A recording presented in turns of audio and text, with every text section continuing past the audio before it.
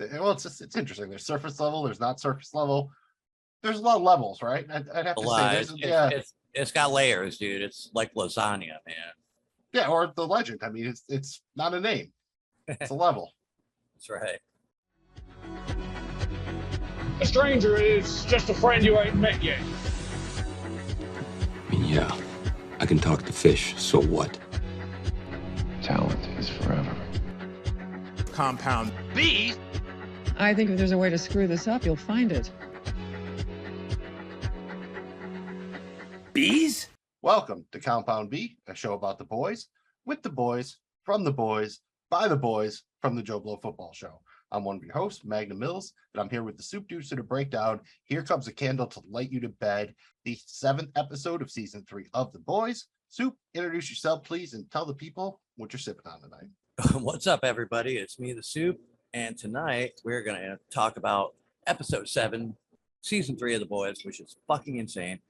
And I got a bottle of some kind of French Chateau. What the fuck? I wish I had Frenchie here to translate this for me, man. But it's a Bordeaux wine. It's a nice blend. So we're gonna crack this motherfucker open and start bullshitting about this thing, man. So while I'm working on my corkscrew in here, let's carry on and tell the boys what's next. Sounds like a plan, man. And for the record, in this episode, we saw the legend, and he's drinking a little bit of his, usual brown liquor. And Annie and Kimiko pounded some Kirkland's whiskey.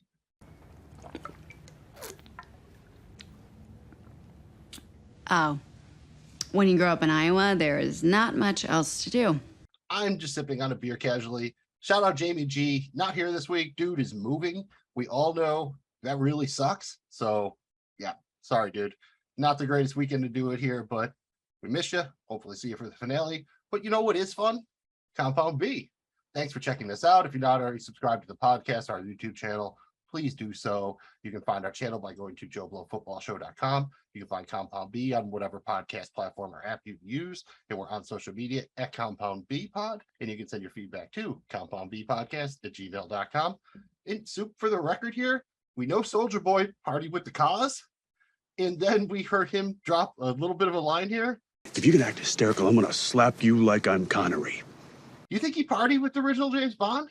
I would not be surprised, man. I would not be surprised. I think I'd go with yeah, man.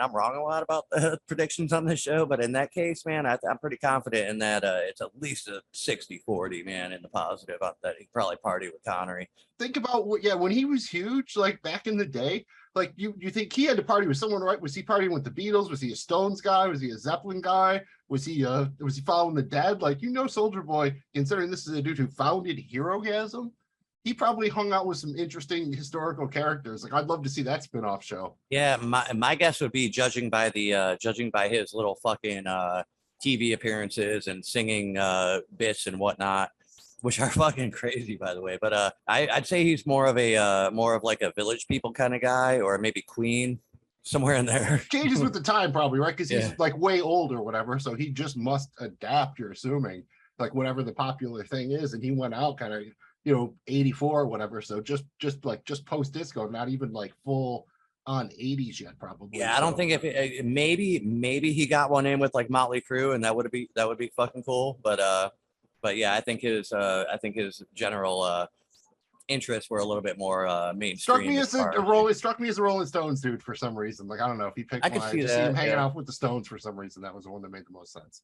That's not spoilery, but what is spoilery is everything else we're going to talk about. Compound B is a full spoiler show. We'll talk about everything except any leaks or on-set rumors, that kind of thing. We don't talk about the comics often, but it could come up. If you weren't already aware, you are now. Last warning, spoilers from here on out. And this is episode 7 of season 3. Here Comes a Candle to Light You to Bed. Originally released July 1st, 2022. This was directed by Sarah Boyd. This is the first episode of The Boys that she's directed. Written by Paul Grelong. This is the first written by credit for him on The Boys. And the short plot synopsis is: did someone say birthday? Come celebrate at Buster Beaver's with our new deluxe VIP birthday package with seating for up to 30 guests, 10 2-large topping pizzas, and 10 pitchers of your choice of soda. And of course, a special birthday play starring Buster Beaver and his cast of furry forest friends. All for only $199.99 plus tax. Buster Beaver's Pizza, where kids make the rules. Before we get into it, let's just talk about our initial impressions here. Just initial thoughts on this one, man, because there's something. Buster Beaver's a thing, dude. It was an episode. Dude, for one, man, Buster Beaver is one of the best fucking names I've heard in a long time. That's a fucking name, dude. I mean, you could go anywhere with that. You could be a fucking porn star. You could be any kind of anything. That's just a great name. Buster Beaver, dude. It's fucking sick. But as far as initial thoughts of the episode, man, it's a lot to take in, just like every single episode of these is. But this one was really well put together. It's got a lot of fucking deep meaning to it, and it was deep, dude. It was a deep episode, man. That's the best I can say right now is deep, and not deep like in a fucking octopus's vag, but maybe about that deep. I think it was a mollusk in a mouth. If we're going like Clue style, it was like deep with the mollusk in his mouth in the conservatory or what have you. But yeah, dude, I really enjoyed this one. Good pacing considering they had a lot of setup work to do here. You had some really creative shit going on. The big twist worked for me. If there's anything I'd complain about, it was just that I think maybe we got a little bit too much of the Butcher flashbacks, and that we knew what they were getting at, and they kind of kept hitting us over the head with it. We're like, we get it. He's his dad. He feels really bad about his younger brother, and he's kind of projecting that onto Huey. But it wasn't bad. Just again, would have liked to have a little bit more Butcher in the main plot, maybe. Other than that, no complaints. Really enjoyed the episode, and that means it's time for 1, 2, 3, 4, 5, 6, 7. You're in the motherfucking 7. This is where we break down 7 major developments from Here Comes a Candle to Light You to Bed. At number 1, let's talk about the newest character, Mindstorm. Hi. And Mindstorm, see you later, because by the end of the episode, he joins the Departed. Her soul and the souls of all the faithful departed. What was his name? The Departed. Let's just talk about Mindstorm here. We kind of meet him this episode. We lose him this episode. He's the, the psychic powered dude guy. It seems it's kind of a superhero thing. What did you kind of think of him? They tried to, do the kind of recluse, like, oh, all the, all the people thoughts are the reason I'm bad. But then he makes the priest a nun, try to kill him. So thoughts on Mindstorm? I think that was a cool fucking character. We haven't seen anybody with these particular kind of powers yet. I thought that was very interesting, man, and dangerous, man. Like, dude, getting inside somebody's head and being able to fucking do shit like that is definitely a fucking, it's a mind fuck, That should have been his name, actually, but Mindstorm works. Mind fuck would have been cooler. I feel like Chris Angel owns a bunch of those, so they had to be, they only, because they're mind freak adjacent, so they had to take what was available. Yeah, could be. Either way, man, yeah, cool character. I don't think he was necessarily meant to stick around. I think just for the one episode was good enough. We don't really need too much of his backstory and everything like that, unless they wanted to branch out and do that, make an episode out of it. I don't think it was necessary. I think it played its purpose. And was he a bad dude? I don't know. I think he definitely went crazy because of having to fucking be in everybody's head and shit. That would probably drive somebody fucking nuts, But he was trying to get away, and Soldier Boy got him. That's pretty much all it is. Yeah, I would say just that he's probably of all the members of Payback we've seen, he's probably the most sympathetic. He's not actively even trying to use his abilities to what we know of to make money or keep in the popular eye or be at Herogasm. He's out there in the woods by himself. He's bipolar, so we do feel a little bad for the dude. But obviously, the fact that his go-to move is just to trap someone in a loop until they just die of dehydration. He could just be go to sleep for 2 days. Yeah. You know what I mean? He could do anything. And he's like, no, just dream until you die. So on one hand, he's kind of sympathetic. On the other hand, yeah, he's just again, the show's hammering it in, right? All the soups are bad. I'm sure from what I gather, I'm pretty sure he can go in there and just make scramble people's brains and make them go fucking crazy if he wants. You know what I mean? That's what I mean. I think he can make him do anything. He could be don't leave until you chop down this giant tree with your pocket knife. Or something like that, you know what I mean? That's a pretty common thing. And then you got to cut your fucking dick off or something. Yeah, in comics, it's all these mental dudes do. They can make you do something you don't want to do or whatever. That's pretty common. And I give Soldier Boy credit. When we see him finally get him, he actually had a plan. When he hits him through the eye with the knife. At first, I was just oh, that's gruesome. But then I'm like, oh, that makes sense because he has to look at you to make the thing work. And then he puts the bag over his head. I almost would have liked to heard that ahead of time because I've been all right, because maybe he does understand this military shit a little bit. Andy was right about the priest and the nun, so it is showing that Soldier Boy has some competency here. Which again, full spoilers here. If we're getting a team up with him and Homelander Homelander lacks that ability. So having some tactical, like being able to actually, aim the weapon that is Homelander, Soldier Boy might be capable of that, which would make them, pretty fucking badass. And yeah, dude, rough death, right, man, with that fucking shield. That was Oh, savage as fuck, dude. Yeah, man. Yeah, that was a little waiting for Billy Corgan on the Smashing Pumpkins there, because that was that's what it was like, man. That was rough. And when you first watched it, what did you think that he whispered to Soldier Boy? Because he said something we didn't hear. And they, the shows do that for a reason. If they want you to hear it, you hear it. We find out by the end of the episode what it was. But did you have any idea what it was when he did the little whisper? Oh, at that point, no. By the time the episode wrapped up, I was like, well, that's definitely what he told him, But yeah, right away, I had no fucking idea. But I knew it was an issue moving forward because he didn't say shit about it. He looked like it was something that fucking really jolted him, and then just the way he looked when he walked past, Huey and yeah, Butcher asked, and he's like, he asked him, and he just didn't say shit, So obviously important, just like what was on that piece of paper too, So I don't think it was banana nutriment that she wrote on that one. So I said a banana nutriment, man. I heard the fuck I said. I wrote it on the fucking paper, man. That brings us to number 2 in the 7, and let's just move over to Butcher here because he's the dude who got kind of fucking whammied by Mindstorm. Once you get to that, he pretty much spends the rest of the episode till the very end in that, kind of coma state. He's hallucinating really, or trapped in his memories, or having flashbacks, whatever you want to call it, basically about his father, his younger brother, Lenny.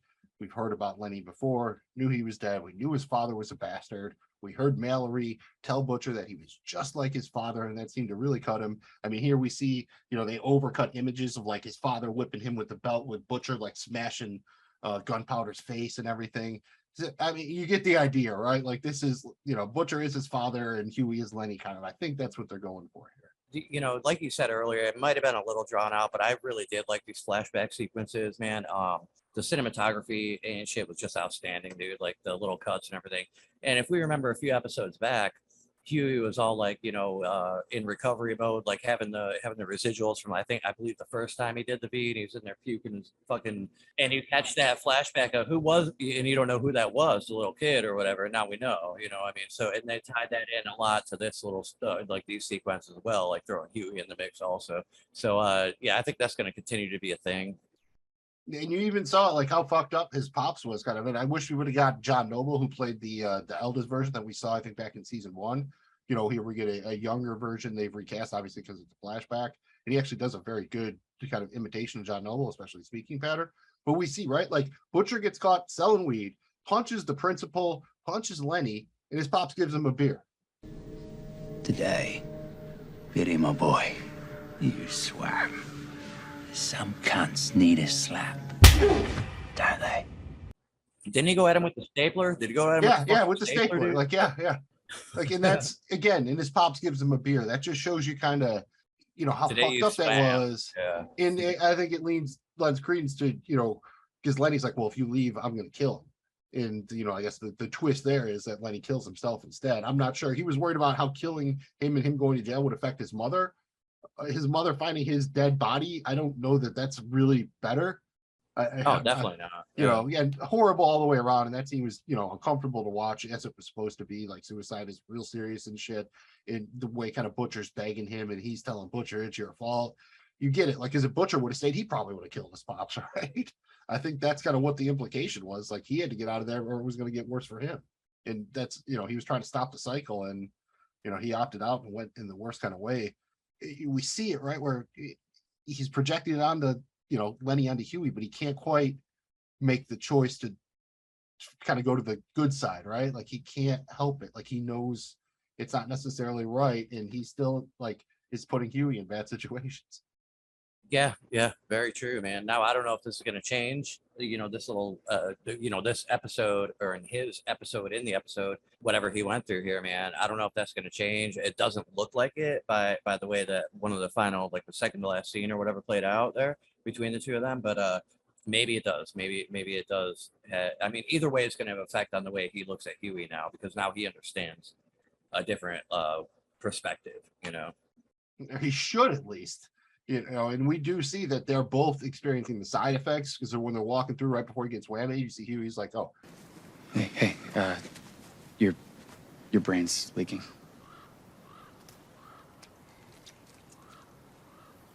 And we saw that with Huey in the last episode, like it's that black shit coming out of their ear.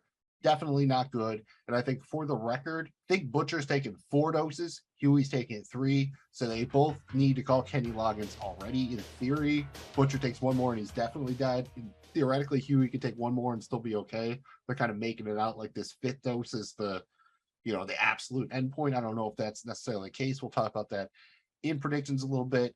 And I guess that's the thing, right? In that final scene, because we see Butcher and he's kind of tearing up. He gets a call from Annie. Butcher, 3 to 5 doses kills you. You need to tell Huey. And then Huey comes in and he starts to tell him, right?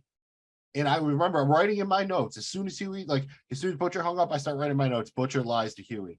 And then he starts talking and I almost started like erasing. I'm like, oh shit, is he really going to turn over the leaf and tell him? And then he's like, oh no, we need to go get more V from the office. Like, yeah, I mean, is he going to let him take it? Is he going to pull some kind of like, I think maybe he strings him along. Does he have more roofies? And then maybe, or just like some way or another, he doesn't I don't know that he lets him take it again or not, but I kind of hope not, but I wouldn't be surprised if he does. Yeah, again, that's probably one for predictions, but they definitely set that up. And I think that was kind of the point of all that. The idea was if he relives all this now, would he make a different decision? And he doesn't really. Making the different decision would have been telling Huey, but that would have been the equivalent of, I guess, staying home before for Lenny. And here again, he decides to, walk out the door again, or in this case, lie to Huey. So yeah, good call. Absolutely. It's a rough one for the boys, but again, not a rough one for flashbacks, because at number 3, we're going to stick with the flashbacks, memories, hallucinations. We're going to go out to Buster Beaver's Pizza Restaurant. It is truly a unique experience because all they have on the menu is baked beans, and it's a special show for an audience of 1. Black Noir. All right, so you're watching the episode. They show Buster Beavers, and then Noir walks in and dumps all these cans of baked beans out. Just at that point, just what on earth? Do you have any idea what was going on? At that point, not at all. No. I don't know how anybody could really predict that, but I love I love that he just went into it with a big ass bowl of baked beans, dude. And because he knew, he's like, I'm in for something here. He might not have known exactly what it was, but he's like, man, this is going to be some Noir alone time, so to speak, with his, animated, what do they call them back in the day? Imaginary friends or whatever. Yeah, pretty much. Yeah. Those are but I don't want to get too far ahead with this here, but no, we're pretty much everything here is go for it. Anything on the whole Buster Beavers thing is knock yourself out.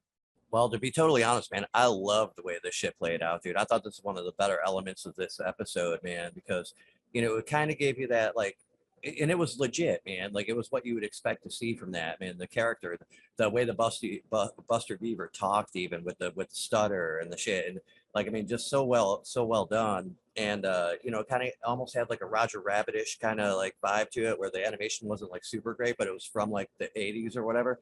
So it stayed true to that, Yeah, solid. Like, yeah, Roger Rabbit's a fair comp. That old school, like old rotoscope or whatever style, like classic Looney Tunes, basically. Yeah. But and without like done by a computer, kind of, but not 3D or whatever. It's still a classic 2D animation.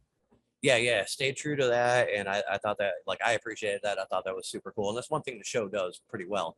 Even with the going back and when Legends watching fucking like Soldier Boy on TV singing like If you want to be happy, living a king's life, never make a pretty woman your wife. Now all you have to do is just what I say.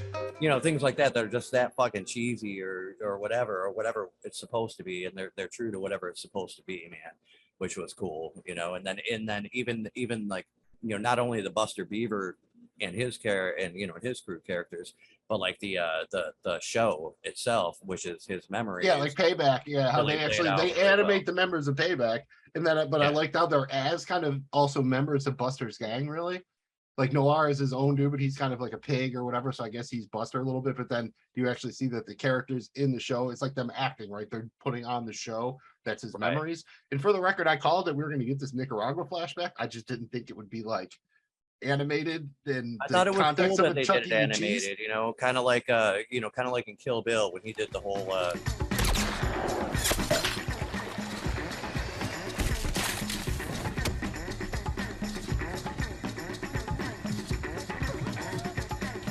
prequel story or whatever with the Oran or whatever in there. I'm not going to get into Kill Bill right now, but you know, the doing it in a different way like that is cool, because then, you know, you get that, it switches it up to where you think you're watching something else, and then you get back to it and you're like, oh fuck, that was awesome. You know, it's a good way to do it. I'm a fan, you know.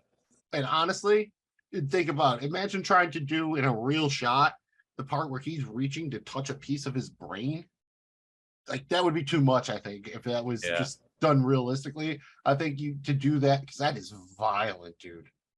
Because we saw, like, I guess what the nice trick they pull is this scene basically picks up, like, it starts basically just before, I believe, Mallory, like when we see the flashback, I think it's in episode 3, right before she starts listening is when that conversation between Noir and Stan Edgar takes place. Like, and it ends with the nuts line or whatever. Like, you can tell, like, that's actually right part of that. And we see Noir all fucked up, and it's from the animated thing where half his face burned off and his head bashed in and everything. Right. We actually saw the live action result of it. Like, I thought it was cool how they basically tied those two things together in the way they did it. I just think it was, you know, just really amazing overall. All the voice acting was really top notch. You know, and you really saw, man, like, Soldier Boy's a tough motherfucker. It took everybody to take him down. Like, even, you know, Mindstorm can't whammy him that hard. Like, the TNT twins get a good shot in, but like, it also reinforces just how tough fucking Soldier Boy is. Yeah, he's no joke, dude. You know, I mean, yeah, he can't fly, but you're not going to be able to you're probably not winning that fight, dude. You know, no matter who it is. So even that whole gang of them, they couldn't kill him still, you know. Yeah, and I have to say, when they did the one, is there a way to kill him? We're gonna have to find out. I mean, because the Russians tried, and it seems like they might have opted to turn him into a weapon to kill other soups instead of, because they couldn't kill him. So they just, all right, well, if we can't kill him, what can we do with him? You know, we'll get into that a little bit as when we talk a little bit more about Soldier Boy himself. But I will say, when we got the scene, dude, just the fact that Noir is so upset. It's a no-go on Beverly Hills Cop. Oh, that. I was born to play Axel Foley. And they even drop a line, which is real, like that Soldier Boy went to Don Simpson, who was literally the producer of the movie, along with Jerry Bruckheimer, I think.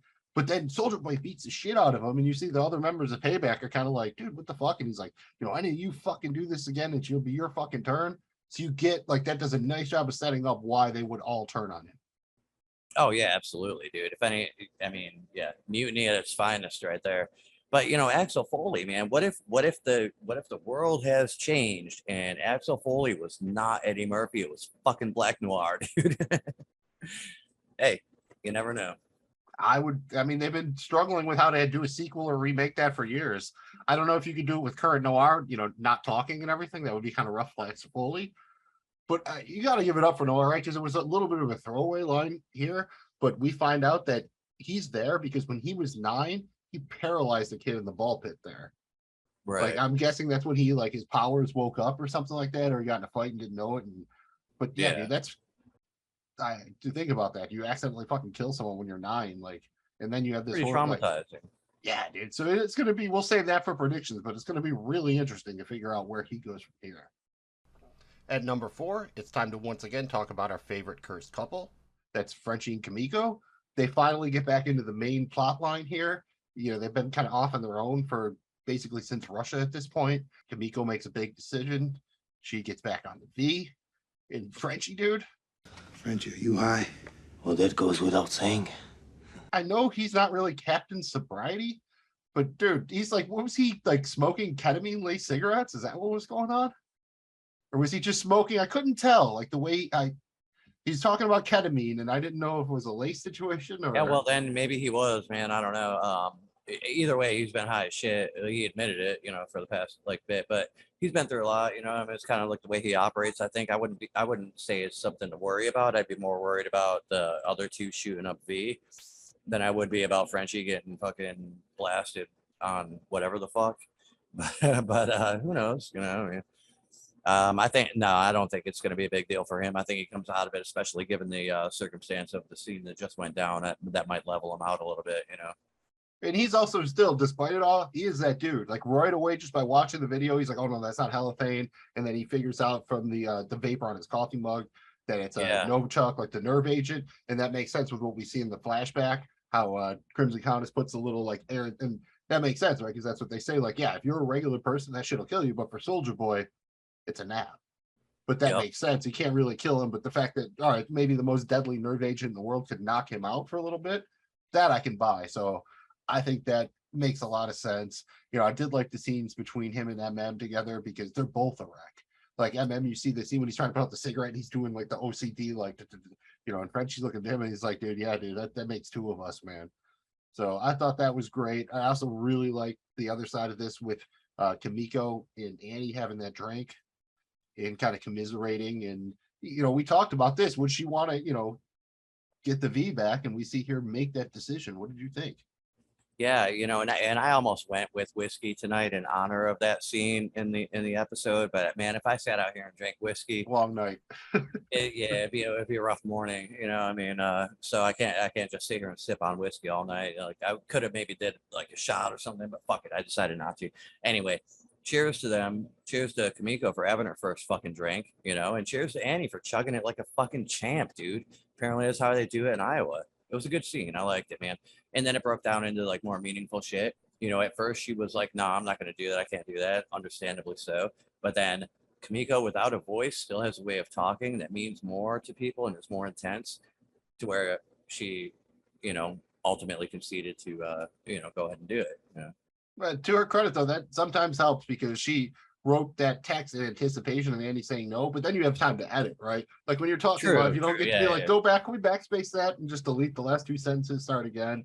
Doesn't really work that way, but it's short, it's to the point, and you get why it would sway Annie and Frenchie. And I think this also sets up nicely something we'll talk about with Annie, is this gives her some perspective from Huey, probably. Again, we're not really talking about Annie yet, but the idea being this is someone who had powers, lost them, and now actively wants them back. And again, same thing we'll see with Maeve later. She's like, she's like there, she's like telling Homelander, like, the difference between us is, I can't wait to get rid of these powers and you're scared of losing them.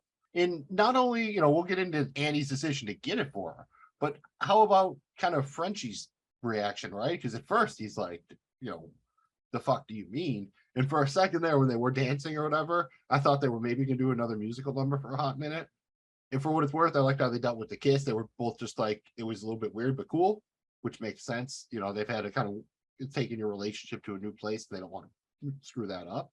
I was kind of surprised that, because that's all she wanted, right? To get off the V, and now she's asking for it back. I was a little surprised Frenchie went with it, but I also think that's showing you what kind of dude he is, right? Because he realizes that's what she wanted. Yeah, he was super understanding, especially after he read the fucking whatnot that she typed about it. And I think he got it and was like, "Oh, all right, that makes sense." Now, I don't know that he's 100% happy with it. I mean, what's he gonna do? He knows it's probably the right thing, because if he tries to talk her out of it or go against it or whatever, it would probably just fucking suck. So just go with it, and it might work out. Maybe, dude. I think that's what the show needed, honestly, man. Because it was a big deal for her losing her powers, and then it was almost like we lost a character, but we didn't really. But how much further is that character going to go now that she has him back? She's a member of that crew, so I like that. And I still kind of believe that the whole crew is going to end up together by the end of the season, by the end of the next episode. Pretty good call. That brings us to number 5. And it's time to check in with the artist formerly known as Starlight. And Annie makes some big decisions in this episode. So now let's talk about kind of her side of that decision when Kimiko asked her for the V, right? At first, she's like, yeah, I can't do that, A, and B, even if I could, that's bad. Do you like her kind of coming around to it? I mean, I think it makes sense ultimately, and it's a good thing for the story. And again, I think here this is going to give her some insight to how Huey feels. So I think that's why you see, in the scene with Kimiko, she's like, "Oh, well, I'm not going to force, Huey to let me save him." And then the end of the episode, she's like, "Oh, fuck it, I'm going to save Huey. I don't give a fuck." Yeah, no, I think you're right about that, dude. I think the way they, those two situations relate is definitely well played, man. And I initially was like, well, this is fucking stupid. Like, she's got to, to get into that building, she either has to walk through the front door or use a key or a pass card or a code or something, right? But then it makes sense because she's ready when Homelander shows up. She's already live streaming and shit, so she did know that that was going to happen. I do question a little bit whether they would have let her go fuck around in the lab for a minute. But again, this is one of those things where the plot needed it to happen. You know, they needed her to get the V. They needed her to see the side effects thing. You know, it was cool. And I like kind of heard, you know, pulling the Uno card on Homelander with the phone and everything. Well, you see her weird out the cameras and shit with her, you know. So yeah, she was doing a little James Bond on the sneak in. I'll give you that, but she had to get in the door somehow. You know what I mean? Yeah, getting into the lab, it did seem very easy for her to get in there and just grab. And they just have coolers and shit, like with glass windows on it. Like, dude. Yeah, and one thing we didn't point out in the last we were talking, it's the same thing here, but with the V. When Frenchie gives it to Kimiko, that vial is like half full still. So just saying, we'll talk about it in predictions, but there might be an entire dose of regular V left. Just want to make sure put that out there because they make a point of showing it sitting on the dresser that it's still half full after she gets her shot. So just saying that I like the whole thing here. We do see that we know it's been 5 days. So Starlight's down 3 million followers. So despite all this, it seems like kind of, you know, Vaught's counteroffensive is working. Do you think this is going to, you know, help her and or hurt Homelander at all now with this kind of live stream shit? Well, I want to know how much of that was captured. If the whole thing, if she caught the whole thing, dude, it's gonna. I mean, even a little bit, because obviously something. I just want to know how much of that was actually. I'm pretty sure all of it. Assume all of it. The way she's holding it. All of it, assume all of it. Right, and you know, obviously Homelander is pissed, and people do know about it because you know the spin doctor shit and everything later on, like talking to Ashley or whatever, like. Ashley, I don't fucking care. You're the spin doctor. Go fucking spin it.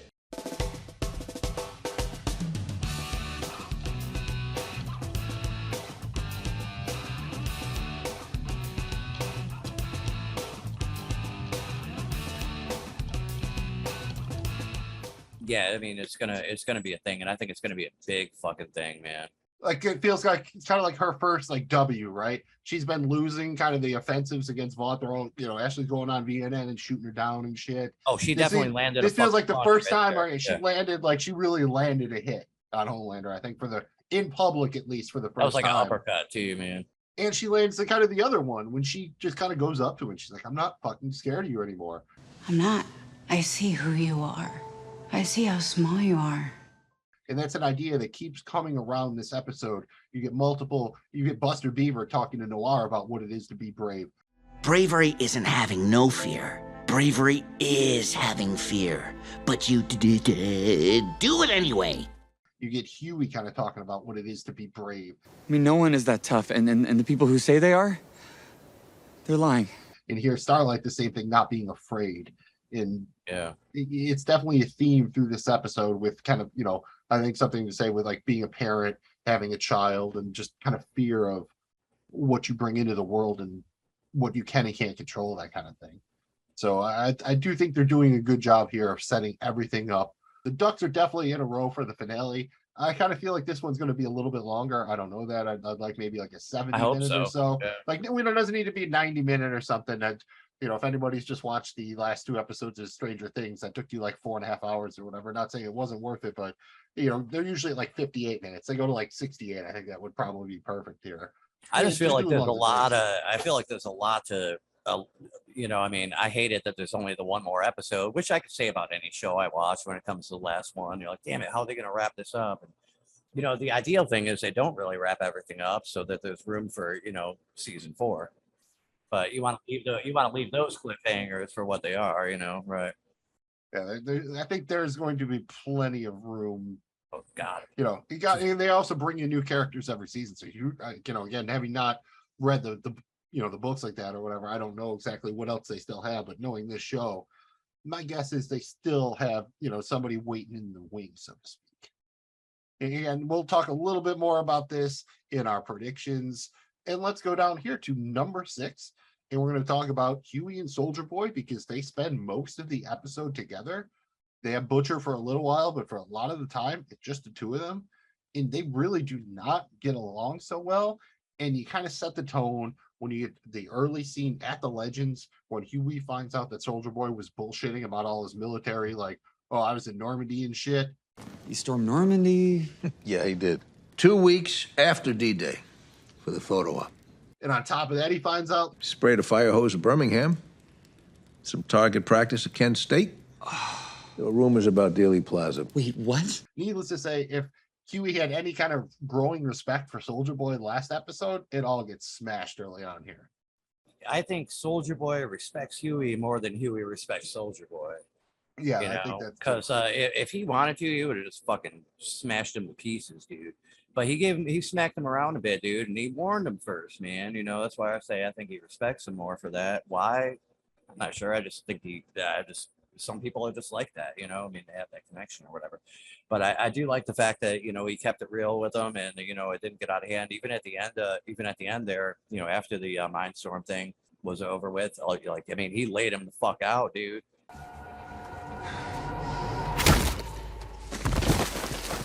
But I think it is interesting too, because you see it's kind of the same thing, right? Huey takes a V8, he gets a little bit more confident in himself, but this is an A-Train. Like, the show definitely makes a distinction here. Like, yeah, last week he was able to get one up on A-Train pretty easy.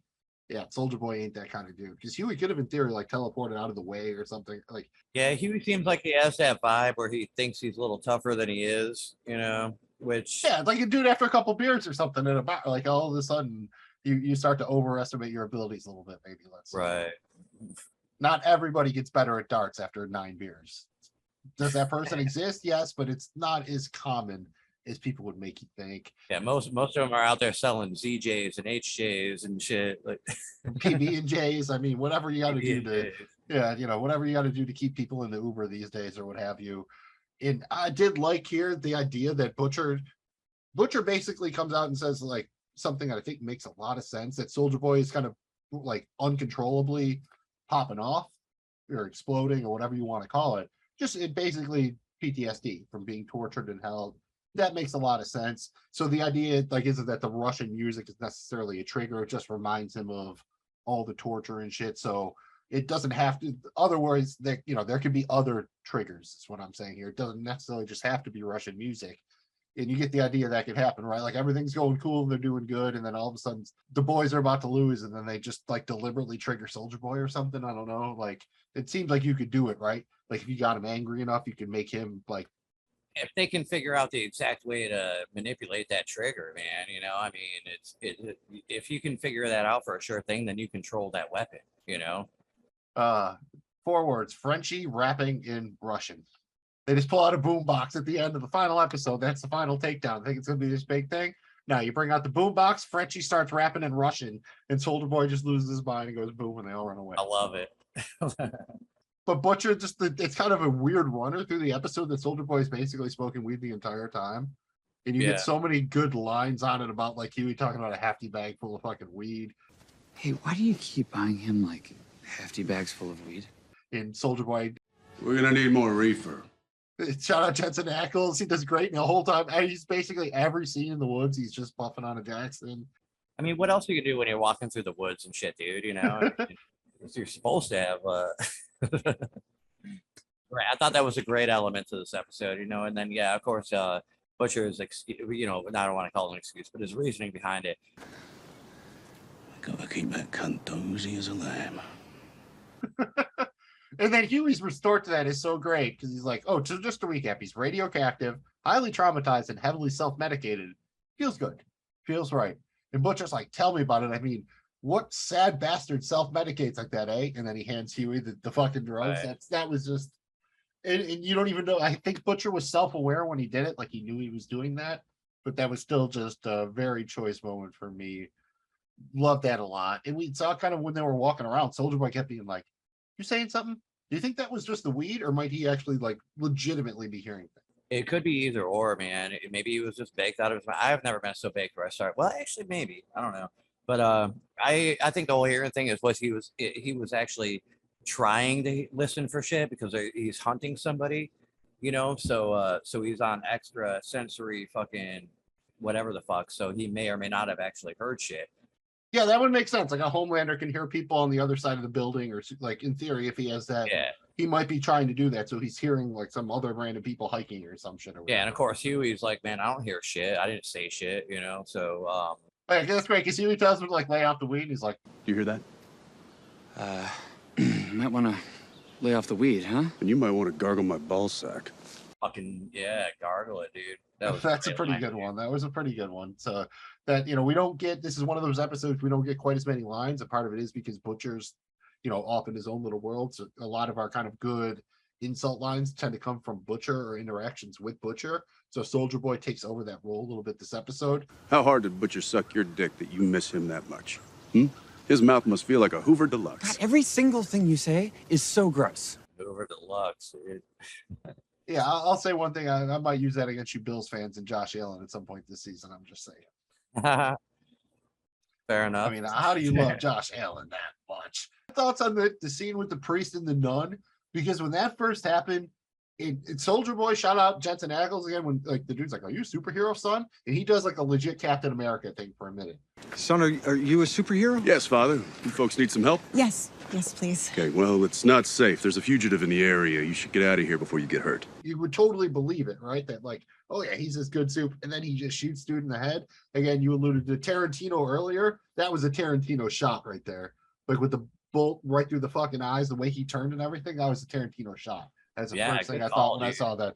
That felt like directly the way the kind of the wide shot to that, and especially because they do the show in 16:9 and full widescreen and everything. Like that was a very cinematic shot. It reminded me of Lantern. Yeah, for sure. I didn't notice that right away, but now that you mention it, absolutely, man. I don't know that scene was even really necessary, but it definitely filled a gap where it was like, okay, well, here's a portrayal of a little bit more of what Mindstorm can do to people.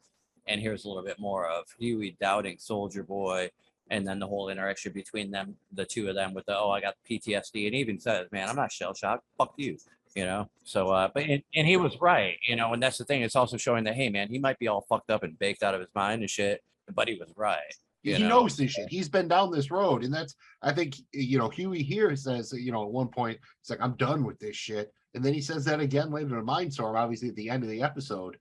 You get the feeling if Butcher would have told him about the side effects of the V, he would have been out. But the way kind of Butcher comes in and puts armor, because Huey all does the same thing here, talking about Butcher's family and everything. I've been inside his head.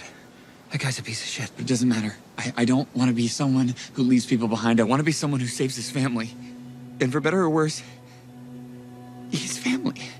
I think they do a good job of that, kind of setting it up in this scene and also kind of playing it both ways, because shout out the boys, they could have played it either way. Soldier Boy could have just killed those two in cold blood and gone on, or it could have been, oh yeah, Mindstorm really did it, and you would have bought it either way because it's the boys. So that makes it a lot more interesting to watch, because it's not, most shows you'd be like, oh yeah, they were possessed or whatever, because they're gonna, they're not gonna let our hero even be associated with that or something. So it keeps it a little bit more ambiguous that Huey could keep, continue to be teamed up with Soldier Boy here. And the shot of the nun just going full zombie and biting his neck. You stay still. That's one way to find out you were wrong, right? Yeah, absolutely, man. And I think he got bit, dude. I think she was gnawing on him, dude. So yeah, at that point, man, it's like, fuck, you're wrong, dude. I know it didn't seem logical, but that's what they do, man. Last but not least, and definitely not least, because we don't want to hurt the man's feelings, we got to talk about Homelander. He's trying to project power, project confidence, but it really feels like he might fall apart at any given minute. So he's got a real interesting arc this episode from where he starts and where he ends. So let's start out at the beginning of the arc here. Thoughts on the scene between him and Maeve, because we do find out Queen Maeve's alive, just being held, seems to be okay, other than the fact that Homelander is going to harvest her fucking eggs. That's fucked up. It's definitely fucked up, but it wasn't shocking to me, like I didn't think if he had killed her, it would have been she's dead somewhere. It's not this whole like where is she thing. So I expected her to be around somewhere, and I knew it was only a matter of time until we figured out what was going on, at least remotely with that situation. And now that it has all come to light, it really seems to make sense. I think the interaction between the two of them, their conversation was great. Just the dialogue and everything was really well put together. And it made a lot of sense. And I think it's gonna, whether or not she's gonna be able to escape before he harvests these eggs or not is the question. I don't want to say be able to escape, but maybe be rescued. if she's going to still be there to make that happen, you know? Yeah, that's one we're definitely going to touch on in predictions. So we'll talk about that there. I like the idea that she, despite all of this, at the end, she's still kind of smiling because, you know, Homelander comes in, she sees the bruise, and she's, you know, she sees him scared for the first time. She calls it a top 3 day of her life. Yeah. I thought that was, you know, pretty interesting. And it just shows you, I think, her mindset right now. Like, if she gets out or whatever, she will give it all for the cause if necessary. And again, it kind of sets up where this episode is going, as far as there's so much talk about, you know, being a parent and having children and that kind of thing. It's definitely a theme that runs throughout the episode. Any other thoughts on Maeve? Or I do think that we'll see her again before in this last episode, and whether or not she remains in custody or you know, she ends up getting out of there, that's still up in the air. Yeah, well, I'm not even really doing predictions, but I was like, it would be interesting if they did basically a replay of the animated scene where Payback turned on Soldier Boy, where all the other soups combine to try to fight. Like, that's how they get out, because like A-Train shows up with the Deep and Starlight or something, and like literally they all try to take. That'd be wild, man. Now I want to know what the budget could be for this final episode. Let's move on here, because then we see Homelander and he's at Robert Singer's rally. And at one point during the rally, like, we see Todd and Janine, MM's daughter, in there. But then he thinks he sees Soldier Boy walk in. He starts the laser eyes are heating up. At any moment, like, did you actually think there was a chance like that might be the moment where he just accidentally laser somebody and, oh shit, it's on? Because I was like, damn, if he lasered MM's daughter, MM would lose his fucking mind. That's the only reason I thought it could happen. Yeah, and you know, I wouldn't put it past the show to do something like that. But you know, the majority of me is like, nah, you probably won't do that. But I didn't think it would. I didn't think it was going to be that big of a fucking, because that would be another like Soldier Boy blew up the fucking kind of thing. You know, so if Homelander did that, it'd be done for him, dude. You know, so I don't know where else they would go with anything other than him just being an ultimate supervillain. You know. So yeah, I didn't expect him to do it. I knew that he lit him up a little bit. I didn't think it, like, even if he did fire it off, I don't think it would do up the whole fucking crowd. Yeah, like he'd pull off into the sky and be like, oh, there was a threat up there. It was a whole meteorite. I was saving you or something. Like, you make a recovery. I think you're right, but I do appreciate that this show, they've earned the right that they could do something kind of crazy like that. And it could happen. So it adds tension, where other shows, even though you can make the argument they don't kill off a ton of, you know, main characters here, but other than, you can't just keep killing off main characters, because then A, it's expected, and B, you won't have a main cast anymore. So, but I like that it's threatening enough that you believe, like, oh shit, he could do that. I think they've done a good job of building him up as a threat like that. But then to take it from there and have him just walk off randomly. It's like he's at a 4-H fair or a county fair or something, and he goes to the barn and sees the cow.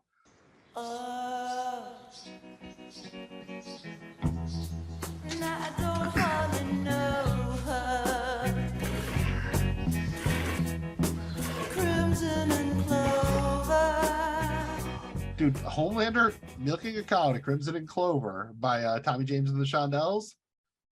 I didn't know I needed that in my life. I don't know why it worked so well. I don't know how many alts they tried to that, but that was amazing. And then Victoria Newman catching him. Get breakfast, did we? Nope. But that was just perfect, I thought. Yeah, man, skip breakfast over there, dude. Right? I'm just gonna. Yeah, it was. It was a little bit weird because, like, it's a Madeline Stillwell thing. Remember when she was nursing or whatever? Like, I think that's what they were going for, was that vibe. Remember, because that's what they were, I think, trying to call back, because he still never kind of replaced that mother figure in his life. And it's weird because this is an episode that's really very much about fathers. And this is probably the only time really maybe mothers are more reflected on.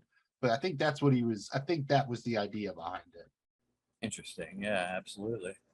And then when we see it with Victoria Newman, what do you think was on the paper? We see later on that it's an address. I'm assuming that's Ryan Butcher's location. That's exactly what I was going to say. Yep. I mean, what else could it be, dude? You know? And she could get that. I think that makes sense. I don't know. I would imagine where the boys are is fairly public, like their spot in the Flatiron building or something, or where MM lives. I think it could really, I don't know that Homelander would need her for that. So I think that's the only other thing it could be. Yeah. And the other interesting one is she says she wants a small favor from him. What do you think that favor is? I think it's got to be something involving her daughter. I don't know exactly what, because we never found out what happened or how the how the V took when she shot her up with it. We don't know what happened with that. So yeah, it could have gone wrong or something, or yeah, I feel like unintended consequences or something. I was thinking maybe it was going to be something with Stan Edgar, but I think that it almost has to be, I think, something with Stan Edgar or her daughter. Although we'll touch on it more in predictions. It could be, the only other thing I could think of be something be purely political, but given how Homelander is fucking up, I don't know that like his endorsement or whatever would really help her or something like that, unless it's like, oh, I need you to kill my political rival. Does she give her credit? She's the only one who calls Homelander, right? Like she calls him out. No one else has. She's like, yo, you're Homelander. You need to button your shit up. Like you need to admit Soldier Boy's alive. She's the only one who's dared to speak truth to him since Stan Edgar. Except for maybe Starlight, but yeah. Yeah, well, and Starlight's more of his enemy, though, right? This is in theory someone who is his, to a certain extent, his ally. And the one thing I wonder, because we saw at the end of the scene with Victoria Newman in Annie last episode, she made Annie's nose bleed a little bit on the way out. Like when Homelander's gripping her by the neck, do you think she tried to pop his head? I don't know. Because we haven't gotten that answer, right? Is she powerful enough? We don't know, right? I think that's, again, it feels like kind of, that's the gun there, right? Like they've been teasing it. We saw it in the opening episode at the end, her popping her buddy's head. Like, is she gonna do it? Like, what happens if she tries? It's something kind of like we saw Mindstorm try to work on Soldier Boy, and he couldn't like put him in a coma, but he could slow him down for a minute. Is that kind of maybe the best they can get? Is just hold him off for a minute so everyone else can pummel him? Or I don't think she tried here, so I'm kind of curious if I feel like she has to try, right? Like we have to see her try to pop one of those motherfuckers' heads. I mean, I'd be down to see it for sure. And yeah, you're right, man. We haven't seen her do anything with it in a minute, but that goes for saying about a lot of the characters, man. A lot of them we don't see them use her. But when's the last time we've seen Starlight use her power other than the fuck with the cameras getting into the fucking place? I mean. Yeah, every time she turns her eyes on, everyone's like, "Stop! Come on, you can't." Yeah, she has. Like, I want to see her pop off this year too, man, or this season too, and she really hasn't. So. I've always said like, because her deal is like she can pull power, right? Like that was one of my early predictions. Somehow, like Soldier Boy goes off and she can like absorb and redirect his shit or something like that. Okay. Like that's how they. Again, we'll touch about that in a little bit more predictions. And speaking of that, is there anything else? We already talked about the confrontation between Homelander and Andy. I think we pretty much covered all that. So, dude, I have to say, I've already said, damn, this episode. But at the end, I did an honest to God. Double down. Damn. When Soldier Boy told Homelander that, he was his father, dude, I did not, despite this being a fairly common trope, I did not see this coming. It seems very obvious, like in retrospect, but I never, because we all wondered where Homelander came from, right? Like, how did they just create this dude out of air? Like, this is how. Well, and he even said earlier on, like, the birthday thing. He's like, I wasn't even born, and whatever. So, yeah, dude, no, you're totally right. I did not see this coming, but I'm not fucking surprised at all because it makes sense. It's that whole Darth Vader moment. I mean, it's Empire right here, dude. That's funny. I was like, can we spoil? Like, I guess that came out in like 1979 or whatever. So 81 maybe, yeah, but. Minor spoilers for Empire Strikes Back, but yeah, because that's what it is. This is definitely a Darth Vader. You haven't seen that by now, then. Yeah, I don't know what to tell you. I feel, and if you're a kid who's too young to have seen that yet, you really shouldn't be watching The Boys. I love this show, but yeah, get shit in order because you're not going to know what a Penthouse magazine that is or whatever. I still remember the penthouse I used. June. Danielle Deneau. Bush like a Pomeranian. What? Bush like a Pomeranian, dude. Yeah, you got to give Jensen Ackles credit, right? The actor playing Soldier Boy, he's pretty good, right? The way he delivers that line. He kills that role, dude. Definitely, man. Like douchey Captain America. Pretty much anything that he's done all season, but like think about the beginning of the episode, dude. Like you first see him, He's in action. He's on the job, dude. He's over there fucking jacking off. Like, got 2 fucking chicks in front of him asking for lube, dude. You know, I mean, the guy knows what's up. they get more delicious with age, finer with also age, drier. and drier. Yeah, man, gotta have my fucking lube, dude. Yeah, I mean, dude, think about it. If the Legend is running out of Astroglide, man, that must be he's having some fun. Run out of a bottle of that shit, dude. You know, I mean, you really got to be putting in some fucking work, dude. You would think that the Legend probably buys, the big bottles, not the small, the big. That's he's he buying the big shit for sure. Buying in bulk. But yeah, man, and we're gonna need more reefer. That's all I know. Yeah, just that we'll touch a little bit on the Legend stuff. I will just say this is going to take Homelander to an interesting place, I think, and this basically is a nice capper on. We had so much talk about fathers and sons and children and parents in general throughout this episode. I thought this was a nice way to bring it all around, and I liked the line that Soldier Boy gave at the end that we end the episode on. You know what the bitch of it is? If they'd have just kept me around, I'd have let you take the spotlight. What father wouldn't want that for his son? And I think that's interesting, especially when you think about in the context of, kind of Butcher and Huey maybe having that relationship, and where instead of Butcher opting to save Huey, he elects to, bring him in deeper into the darkness, so to speak. Just interesting context, set up all the way around here, for a show that just had, it's had set pieces with giant penises and 20-gallon cum shots or whatever. It's amazing that they can kind of plumb some real kind of deep themes here. Oh, absolutely, man. There's a lot of deep, dude, and I'm not talking about fucking fish, the deep, or mollusk, or whatever the fuck. But I'm saying it's got a lot of deep meanings in every episode, man. There's a lot going on, dude. I mean, this shit's definitely layers and layers and levels, man. And going back real quick on Soldier Boy and his fucking one-liners, man, he's got great ones, dude. I know we said earlier that Butcher is the one that usually has all those, but I think this week Soldier Boy really filled in well with some of his fucking one-liners, man, because he had a lot of good ones, dude. Oh yeah, he definitely stacked them up, and he's been fairly consistent with that shit for most of the time. Like I said, last week he had the Cosby, this week he had the one with the Connery, the gargle my fucking balls. There's definitely some choice. Again, the bush like a Pomeranian, definitely landing some good lines there. And, we're talking about being deep. We should go a little bit deeper. And again, there'll never be a title better for anything than Not Without My Dolphin. But I got to say, Here Comes a Candle to Light You to Bed. That's no hero gasm, right? It's a little bit of a mouthful. So just wondering if you had any alternate suggestions for the title of this episode.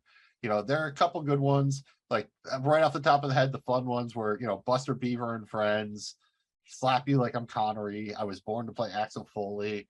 One that was kind of serious, highly traumatized and heavily self-medicated, because that does seem apt, but also fun. We're going to need more reefer. Any alternate titles for the episodes? My favorite one is honestly, We're Going to Need More Reefer.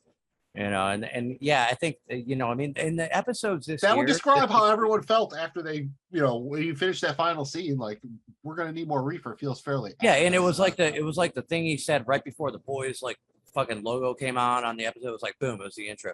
And I thought that was great, dude. But yeah, and I think that would be probably it could be a bunch of shit, but I like that one.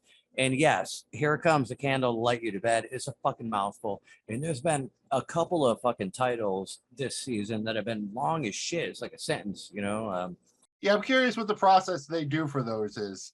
Every show kind of has their own wave coming up. Sometimes they just throw them on at the end. Sometimes they're very serious. Sometimes they fit a theme like a, Friend style or Seinfeld, or they fit a certain format.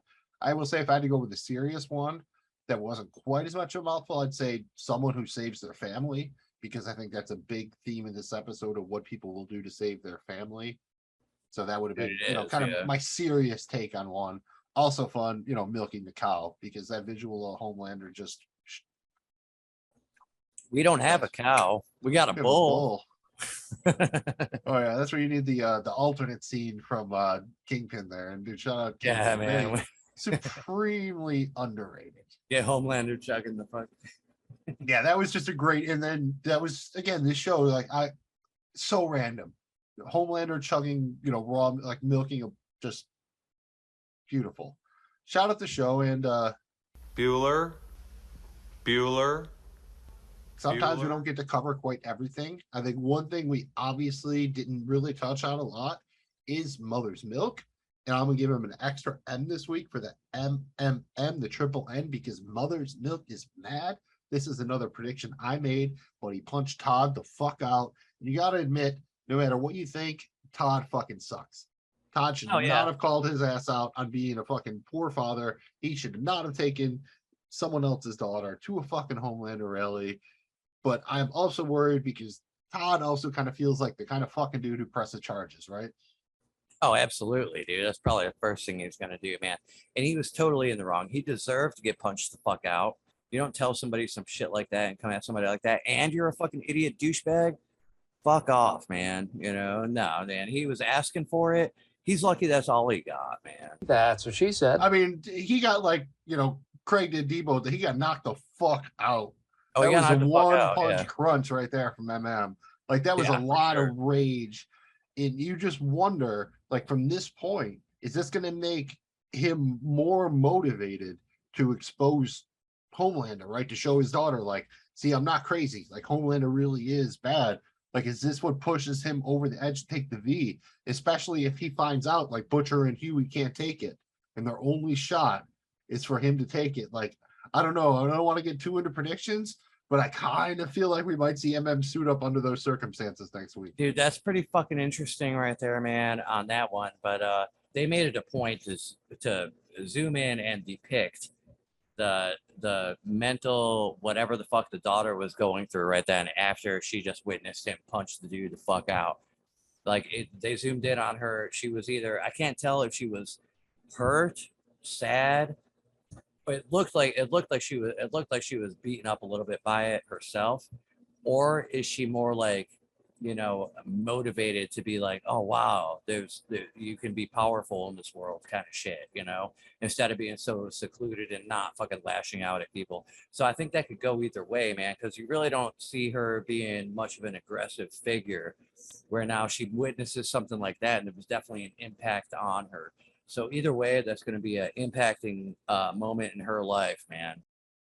No shit, yeah, a lot. Gotta not because MM himself, he lost his grandfather. It's not the same as losing somebody, but that could be, definitely like one of those like keystone moments in your life. So. Oh yeah, because the look on her face, dude. I mean, you remember, like, they made it a point to show it. Nothing else. It's like the Bad Boys were like, shit just got real. Like, everything was maybe kind of theoretical until that point, but when you see your fucking pops do that to someone, not only did he do that, you actually realize like what he's capable of. Like, damn, like, he's a. I wouldn't want to take a punch by that motherfucker, dude. No, dude, and the way he pivots, that was a solid throw, dude. I believe, like, yeah, Todd was going down with one. That was like some Balboa Drago shit right there, dude. Fucking shout out to MM. He had that rage building, so that's why I thought that was coming. And dude, speaking of rage, it's not always red hot. Sometimes it's white hot. And I gotta say, dude,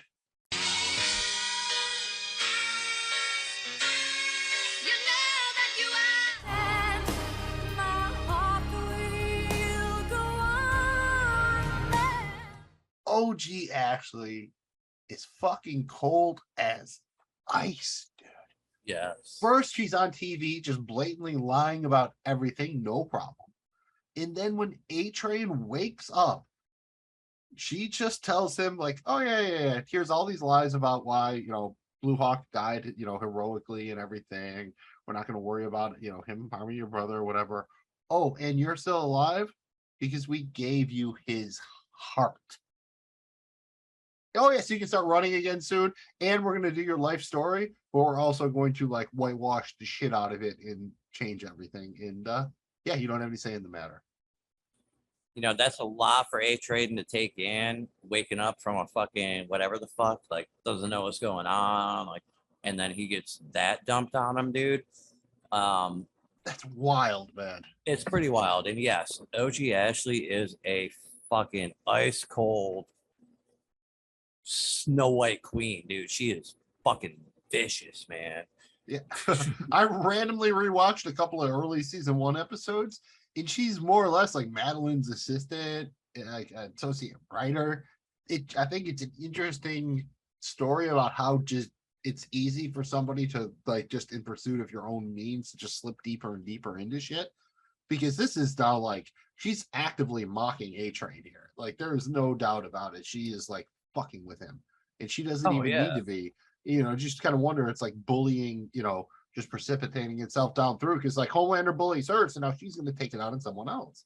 I mean, she's beyond evil and devious, man. That's some wicked shit that she's look, hey man, she like, that gave somebody the heart of the person they murdered who paralyzed his brother. That's you know, that's some Chucky shit. That's like 80s TV or 80s movie level evil, kind of like you could build an entire 80s movie out of that premise right there. That's fucked up, man. And then especially that's why we love this show, man. Yeah, and especially because if they were going to do a show and accurately portray his brother, he could get likeness rights and shit like that and actually get some dough maybe that helps him out, you know, that he's paralyzed and shit. And like, no, they're not even going to acknowledge, like they're on to Tom Hanks to play his, like the guy who saves him from slanging dope on the streets. It's so blatantly like stereotypically racist and everything. And I know that's deliberate by the show, but you know, and then A-Train's like, no, I'm not going to do that. Ashley's like, you're going to love it. Like he doesn't even have any say in this matter, dude. I think there is a chance this could push A-Train, not necessarily to the light side, or he's just like, look, I'm not with y'all, but fuck Homelander and Ashley and Vaughn. He just wants to like be cool, right? Like he just wants to be popular, like and just like be famous. And... I think if he were in the right predicament, he could probably be a good guy. You know, I mean. Yeah, it makes you wonder because we hear about like Black Noir accidentally killing somebody in a ball pit when he was 9. You know, did like some traumatic shit, like when his powers manifested or something. Like, did he accidentally hurt someone when he was young or something? You know, I think that's an interesting idea that these people with so much power also have so much collective trauma. You know, we think about how regular people struggle to deal with their trauma. You know, imagine if you have super speed or super strength or fucking laser eyes or whatever. I know, right? But you have to think, right? This is basically it. Like, you thought it was it before, but now they keep him fucking Blue Hawk's heart and just shout out this show, like talk about ripping your heart out or whatever. Ooh-wee. Every once in a while, something happens on an episode of The Boys where you just got to say, hold up. Hey. Dude, RIP Nate Dogg, but I fucking called this shit, dude. The Deep tried to get his wife, Cassandra, to boogie fucking down with a mollusk, and she got the fucking fuck out of Dodge. Yeah, dude. The Deep tried to get his wife to, you know, embrace sexual congress with himself and a mollusk, which is again the similar to an octopus, but it's ambrosia in she's a female mollusk for what it's worth. She has feelings, man. Dude, one of the funniest parts was when Deep calls out like that him and his wife have a shitty sex life, and we've seen that's definitely like all on his end. Like she does everything, right. like she literally. Oh yeah, dude. This is you know, I mean, it's well played for the show and shit. As far as like illogically, it's fucking ridiculous because you know, I mean, hey man, the Deep's got formidable intellect, dude. Formidable intellect. That actually would have been a pretty decent alternate episode title there. So oh no shit, that would have been a good one. I like that one. So shout out for that. You can tell, like, I don't know what she does. I think she just gets naked and lays next to them while the Deep gets sucked off, I guess. But yeah, once the thing touches her, she's like, fuck this, I can't do it, dude. She tried though. I'll give her that. She did. That's what I mean. She gave it the old college try, dude. She like that's all you can ask, right? And the Deep is just so fucking like just dumb. See, right? You got to let somebody know that, right? You can't just spring that on somebody after. Oh, by the way, man, you know, I sometimes stick my dick into various sea creatures. And not even that, like the fact that he thinks like he's going to be cool without her, that he can't recognize that she has basically engineered his whole comeback, which she totally fucking has. Like not even getting deep into predictions, but I bet you on the way out the door, she could sabotage the fuck out of him. Oh, absolutely.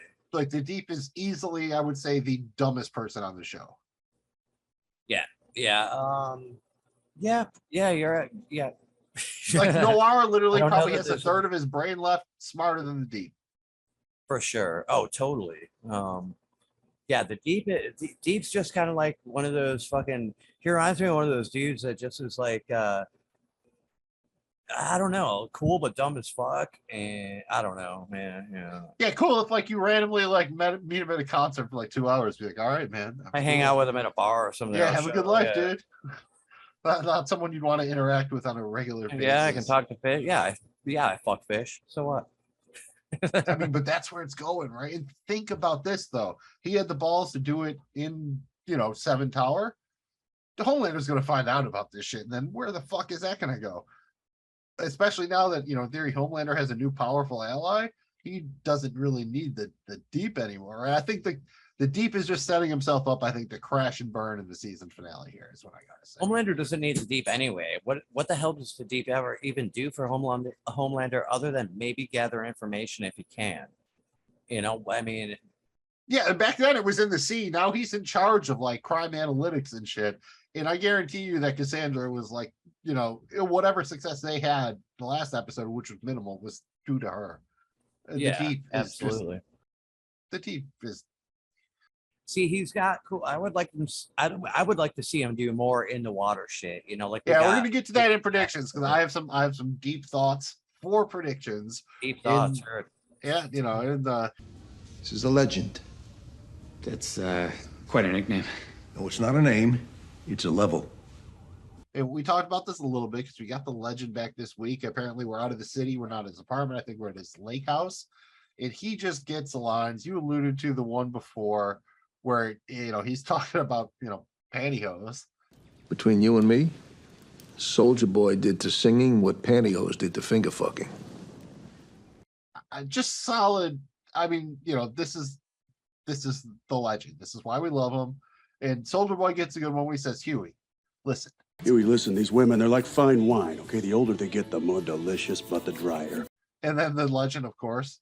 Girls, it smells like sex and Bengay. Lithium prescription. Yeah, and then the legend, like when he kicks those the cleaning ladies out, because they're the cleaning ladies that Soldier Boy is fucking. And he says, first of all, I can never fire those girls now. Thank you. And second of all, this bed has seen 2 Jacquelines. Do you know that? Smith and Bissett. You're treating it like a Reno cat house. The legend, dude. I gotta burn your Egyptian sheets now, or whatever the fuck. These are Egyptian cotton. I gotta burn this shit now.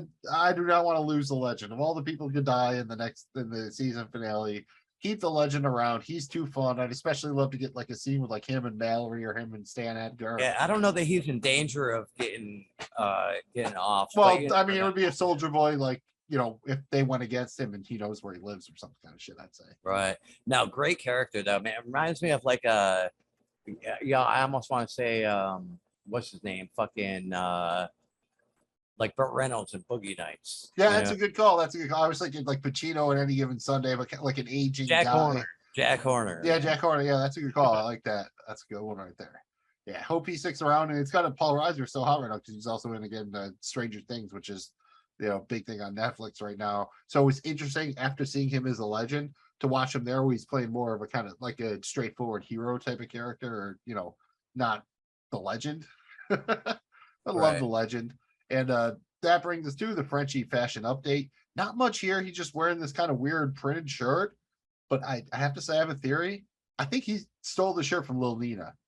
Wouldn't that make sense? This is all like the printed long sleeve shirts that she wears. Remember they were all naked last time we saw them? Like, I'm just saying on the way out, they grabbed a bunch of shit. He didn't have gear or something like that. So he's wearing Lil Nina's shirt. So that's what I'm going with. Yeah, right. I think he snatched it up and it was in there. He didn't know about it. And he's like, fuck, there's a shirt. And Frenchie never fails with the fashion. Every week, man, he follows through and comes up with some kind of good fucking throw together, dude. And well, we knew MM told us why that happens. Frenchie, are you high? Well, that goes without saying. Frenchie being high all the time explains why he would wear what he wears, and why he keeps wearing is also explained. I thought you quit. The Lord hates quitters. That's like the addict's prayer right there. And on the fashion joint, I do want to say shout out Huey, who is now taken to carrying a bag of extra clothing around. So when he teleports, he's got extra clothes. So at least, he's learning from his experience.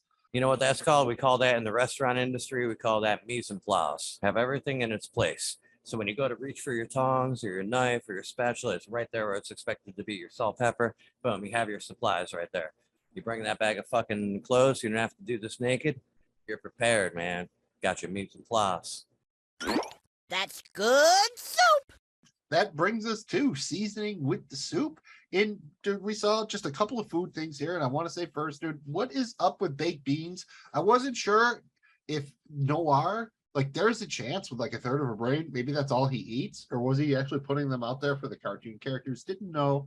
But just any thoughts on baked beans? Because all I think, you tell me baked beans, and I think of high school cafeteria. Well, see, here's what it is, man. We see him pour the big bowl of baked beans, open the can, everything. We never see him eat any of it. So did he put it out there for them? That's an interesting fucking point. Now, for me, baked beans, man, I like baked beans. Maybe not so much out of the can, you know, but baked beans is either way. Baked beans is a fucking side dish, dude. It's not like what are you eating for dinner today? Fucking baked beans, you know.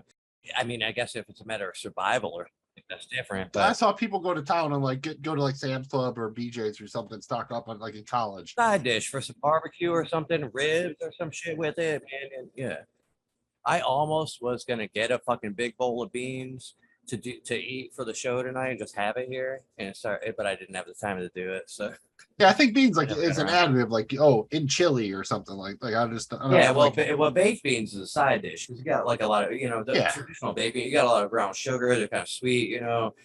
There's so many different kinds of beans. Like you can do a whole fucking beans or whatever. Yeah, man, bean soup, bean fucking chili, all kinds of shit, dude. You know.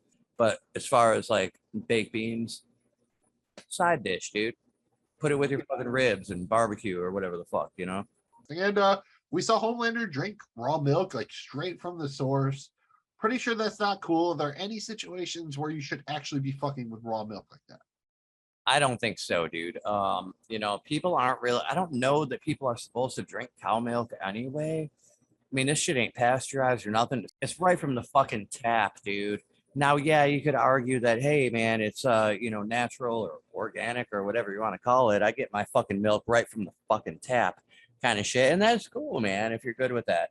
I have heard about people drinking raw milk like that right out of the thing, but there's shit you got to do to that to make it into like drinkable milk for people, you know. I don't think it's a huge so it's not even a cooking element, right? Like there's no recipe that really specifies that you would use raw milk as opposed to something that's pasteurized.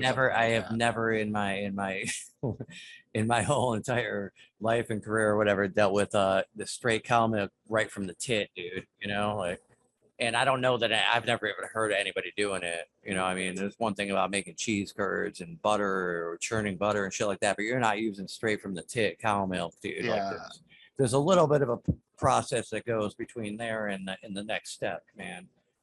At least as far as I know. Now, I'm no fucking cow farmer, but yeah, no, I guess living like or being near like a co-op or whatever, I don't think they do raw milk, but they do like they try to keep it as unprocessed as possible or whatever, because I guess they're claiming the process takes out nutrients or whatever. But again, like you said, for some people maybe that works, but for other people that probably fucks up your stomach something good.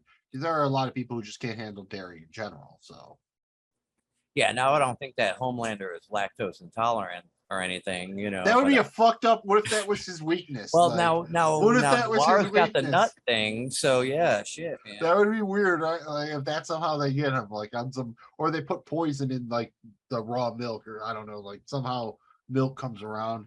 That would be cool, especially if MM pulled it off. He's got that, mother's milk right in the joint. Well, my thing is like his reasoning behind doing when he got busted by what's her nuts there, yeah, Victoria. And she's like, "Oh, you skipped right." And he's like, "No, she was in pain. I was trying to help." I'm like, "Where's that helping? I don't get it." Well, I think their udders are too full. You have to like. Is that what it is? Okay. Yeah, I think so. Is what. But he could have just been like, "Yeah, dude, I'm fucking Homelander. I like raw milk. I'm thirsty, man." Yeah, like literally, like I like my shit right from the source. You couldn't have doubted him too much on that. And one thing I do want to point out is this season, especially, like the boys have been really great with some awesome needle drops and use of music and shit like that. Like here, you get the "Can't Fight This Feeling Anymore" by REO Speedwagon is kind of the opener for the episode. That was fucking perfect. And then you get, again, we talked about Crimson and Clover went by Tommy James and the Shondells when he's milking the cow. But when Deep's trying to sell the fucking threesome and it's More Than Words by Extreme. Yeah. Just chef's kiss, man. Call, like they are really just especially when you have a budget like this, it's easy to kind of flex and be like, oh, look at all the shit we can use. these are definitely songs that but they're not just be like, let's use Stairway because we can play for fucking Zeppelin or something. I think they've done a great job. No, I think they do good at going off the grid, but not all the way off the grid. We're not going underground shit here. Like they don't got Fish. Or trying to pull B-sides off of some crazy shit or something like. Although Fish would be cool in here, but anyway, it depends on what it is, man. But yeah, they're not going totally fucking. They're making it like, here's a song that you're familiar with that you probably haven't heard in a long time, kind of shit. Like, oh, I remember that one. And I think that's about it. So it's time to hand out some hardware, and we're going to start by each giving our favorite quote or dialogue exchange from "Here Comes a Candle to Light You to Bed." I'll go first here. There's a lot of fun ones, especially I have to say that Frenchie saying, "It will be the greatest sorrow of my life that I missed your orgasm." Because we heard both Butcher and MM talk about just how, much Frenchie would have loved to be there. I really enjoyed that. And it's also fun when Huey said, "Okay. Hi. Only thing open was Long John Silver's. So I guess that's kind of fish and chips, right?" Kind of. Kind of. Yeah, that's pretty good. But I will go with a more serious one, and it's actually a serious quote from the legend. The thing is, to be American means knowing you're the hero. So what do? We sweep all our filthy shit under the rug, and we tell ourselves a myth like Soldier Boy. Yeah, dude, like that is kind of what it is, right? Like we never do want to admit that we're wrong, and that's kind of, we all love G.I. Joe and everything, but I think that's a pretty apt quote. It fits with the themes of the episode. Soup, what do you got for a favorite quote or a piece of dialogue? Shit, man, you know what? And I really liked a lot of the quotes during the episode here. There was a handful of really like standout ones or whatever, man. And I'm gonna go with two. Well, the first one that didn't make the cut, and then one that did make the cut. The first one is Homelander telling Maeve, "See, Maeve, I'm not letting you live. I'm keeping you alive." I thought that was fucking kind of a powerful fucking quote right there, man. That's scary, dude. That's even that's scarier than like I'm gonna kill you. Like that. Yeah, it's fucking. I don't even know what the word is for that, man. It's terrifying. It's intense. Yeah. But ultimately, after I thought about it a little bit more, does that sum up is that my favorite quote of the episode? Yes, one of them for sure. It's a solid number 2. But the one that sums it all up is, "We're gonna need more reefer." And that's it. That's all you need. The whole episode. Gotta have more reefer. And then everything else makes sense. That could have basically functioned as the teaser for the episode too. I like that. That brings us to our favorite moment or scene of "Here Comes a Candle to Light You to Bed." Again, that was a little bit of a mouthful. Soup, hit me with your favorite scene, moment of the episode. It's really hard to say as far as the favorite scene, because the scene goes by so quickly. And with this particular episode, it's hard to pinpoint a scene as opposed to like a segment, Yeah, so I'll give you a moment. That's kind of why we were a little ambiguous. So as far as the favorite moment goes, I'm gonna go big, and I'm gonna say, just the way this episode played out, the favorite moment here was probably the final scene in that. Now there was a lot of cool, like more flashy fucking moments or whatever. Just the way that breaking news came through in that final scene, I think really was I don't know if I want to call it the kick in the nuts, but it's something. It's not a kick in the balls, but it hits you that hard to where it's like, oh fuck, dude, it was that impacting, So not that it was hurtful or anything like a kick to the balls would be, but it was like it was that intense. Like, damn it, man. Now there's this, So I'm gonna have to give it to that. Yeah, 100%. And I can relate that to a different TV show, but it's impossible to do so without spoiling things. That was on my list. As was, I got to give my honorable mention to also the scene with Kimiko and Andy when they're drinking and bonding there. I thought that was sweet, and I thought it also added a lot of context as to why Kimiko would want to take the V and why Andy might be able to now reconcile with Huey. But I have to go with just overall my favorite scene being, if I was cheating, I'd say all of the cartoon flashbacks, but I will specifically say the final Black Noir flashback where you see him, talking to Stan Edgar, and then how Payback tries to capture and eventually capture Soldier Boy, but Noir gets fucked up. Dude, that scene of cartoon Noir reaching for his brain is going to be seared into my head for the rest of my fucking life. Yeah, so that was pretty harsh, dude. For a cartoon, especially animated, and that kind of bright, Looney Tune stylish. Damn, dude, that it's gonna stick with me for a minute. Let's do a little something lighter, right? Let's.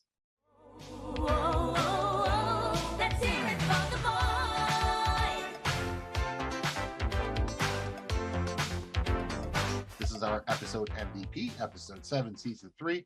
Here comes a candle to light you to bed. My turn to go first. I really wanted to give it to Buster Beaver just because he was super solid.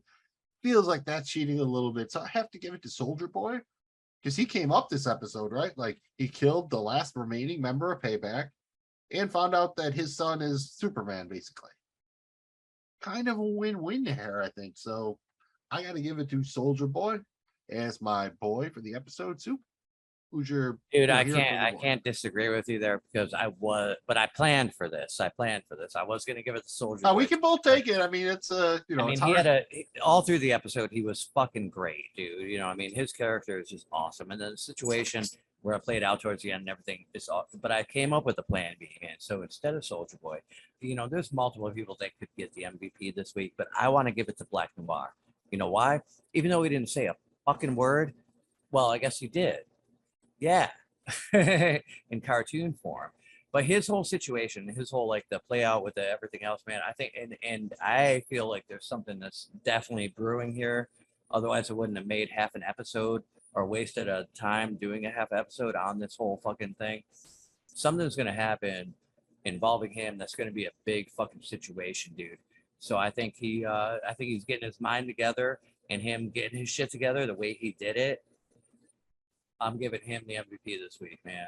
And I'm looking forward to seeing what fucking comes out of him next week. That's what she said. I am down with that. We'll talk about that in predictions, and we're almost there. We only have one thing left before then. And so... You're up! What do you mean I'm up? Oh, yes. I know. Fuck yes. Keep fucking going, Ashley. Don't stop. Because this is where we're going to rate. Here comes a candle to light you to bed on a scale of on a scale of 0 to 100. But the important thing is we're going to find out if we're up or if we're down on the episode. For the record, I gave the previous episode Herogasm a 98. Soup, you gave it a 99. So it might be hard to be up, but Soup, are you up or are you down? Well, there's not much room to go up. There's we got a spot to go up. I'm not going to go up this episode, although I did love this episode, and I think it's a great fucking you got to know what's going to happen on this last one. And you know that the next one is the finale too. So I mean, it was perfectly played as far as building up to everything that's going to happen. And as always, I feel like there's not room to crunch everything in the last one. We'll see how they play it out. Either way, man, I'm not going to go on and on. The grade I'm going to give, man, I'm going to stick with my same grade of 99 to this one, man. I'm giving a solid 99 again, just because of how well played out all the multiple fucking scenarios and shit were, dude. There really was no flaw to this episode as far as I can see, other than you had mentioned earlier that maybe the flashbacks with Butcher ran a little bit long or whatever. I don't know, maybe, but I don't think that it hurt the episode at all. And everything else, I mean, it just was it's a solid 99 for me, dude. I'm staying right there. I like that. I'm in the same universe. I am going to drop down a bit from the 98. So I'm slightly down to a 95. I also reserve the right to, after we watch the finale, if this kind of fits together in a two-parter and it really pays it off, I reserve the right to bump this up a little bit. It's not that the Butcher stuff ran long. I just think I understood what they were doing, and I would have liked to have him involved with the main plot a little more. Again, I think that's what some people were saying about Kimiko and Frenchie before. Now we get to see them interact in a different way. I mean, think about it. Before this, we had not gotten very many Frenchie and Annie scenes. I like what the show's doing. They're changing up the combinations. I think this show had to do a lot of heavy lifting to set up the finale. So again, if this kind of plays more of part one of a two-part finale, I'm down. Because I think we got the impression sometimes from some of the, like the big HBO prestige shows like The Sopranos or Game of Thrones, where the penultimate episode was like the big one, and then the finale was a little bit quieter, kind of reckoning, setting up next season. Here, I think that, we're still on our way to the fireworks factory. I think we're going to get to the fireworks factory in the finale, and that brings us to Prediction? Yes, prediction. Pain. Why are you stuck here in this dirt mall? I mean, how come you're not in some larger upscale commercial setting? You could be raking in the dough with your kind of accuracy. Call Miss Cleo. I don't know if she's 900. She was probably a 900 number back in the day. I don't even know if 900 numbers exist anymore. But if you're at the dirt mall, grab your third nipple. It's that time, dude. We're going to make predictions. We're going to wildly speculate on what's going to happen in the season 3 finale of The Boys. We talked about it, dude. So what's up next with Black Noir? He's got to do something in the finale, right? What's he going to do? How's he make it out alive? What's he going to do is, it's hard to say what he's going to do. I do know that he's going to be involved. I think he tries to team up with the boys, to be honest with you. I think he seeks out Butcher and tries to get involved there. Oh, that would be cool. I didn't even think about him attempting to team up with them. I was thinking more something like Warriors, where he was just going to walk in the middle of Times Square with like bottles on his fingers and just start clacking them together and wait till fucking Soldier Boy showed up. Like, Soldier Boy, come out and play. I don't know. I feel like that would have been fun.